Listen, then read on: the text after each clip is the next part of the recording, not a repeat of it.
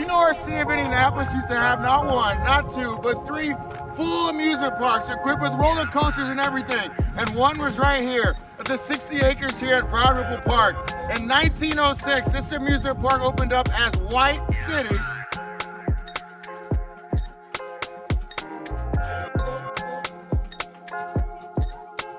But it wasn't all fun and games here at Broad Ripple Amusement Park because black people couldn't come except for one special day out of the year, Milk Cap Day. On August 11th, 1936, the first Milk Day picnic was held here.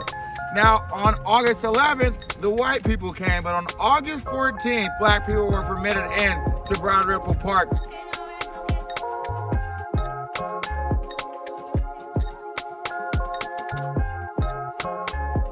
18,000 African Americans from across the area showed up at Broad Ripple Amusement Park. So the promotion followed up the next year and the next year. On Milk Cap Day, all you needed was a milk cap, and a lot of those milk caps came from Polk Dairy, and 3 cents to enter the park. Broad Ripple Park's regular admission was 20 cents. This was a significant discount, and a lot of African American families took advantage of this. Of course, being the only day they're admitted into the park. Broad Ripple Amusement Park sat right at the end of the streetcar line. Remember I talked about that in part 2 of the Polk series? We'll roll anyways. No pun. But as racist as the name White City might sound, and yeah, it's pretty bad for a racist amusement park, I cut him a little bit of slack because the White River is right here. This is such a pretty area, such a pretty area.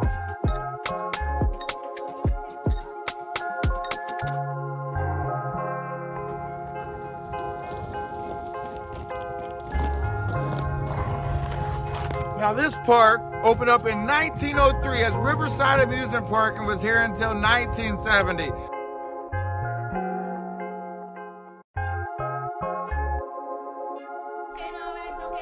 There was so much to do, including a large midway and a skating rink. An estimated 1 million people visited the park in 1952, but not too many were black. As I had mentioned earlier, these parks were segregated, and this was probably the most racist of them all. They adopted their bottle cap day, their milk cap day, where you get in for a milk cap, Polk's milk cap, and 3 cents in 1938, so 2 years after Broad Ripple Amusement Park.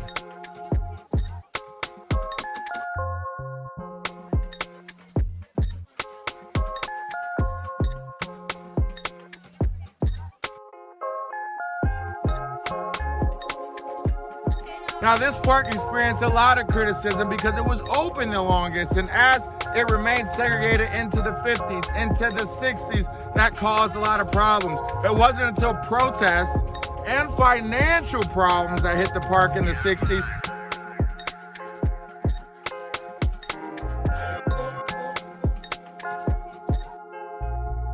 that the whites only policy was lifted.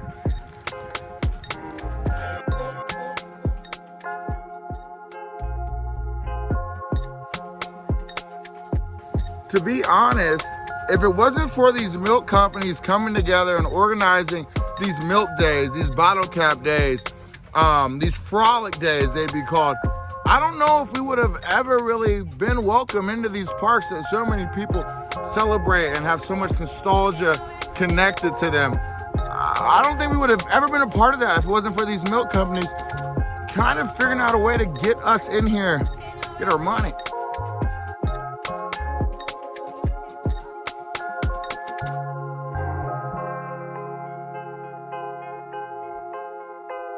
Hey, so I'm back out the skates. I ain't worn those skates in at least 10 years, and I'm sure you can tell. But I wouldn't have been allowed to wear them right in here. Isn't that crazy? That black people weren't allowed into the park.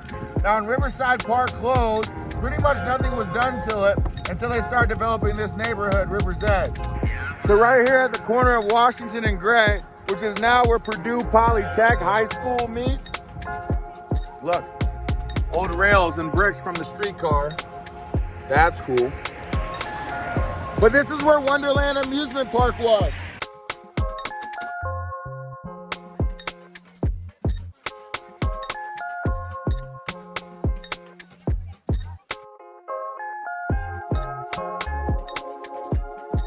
Now, Wonderland Amusement Park did have a Black Day in 1911, but it would be their last day ever.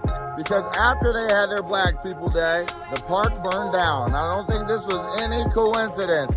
Wonderland Park was the shortest lived of our 3 amusement parks here in Indianapolis. When you think about the rich history that we have here, it's just cool to see these old rails from the streetcars again.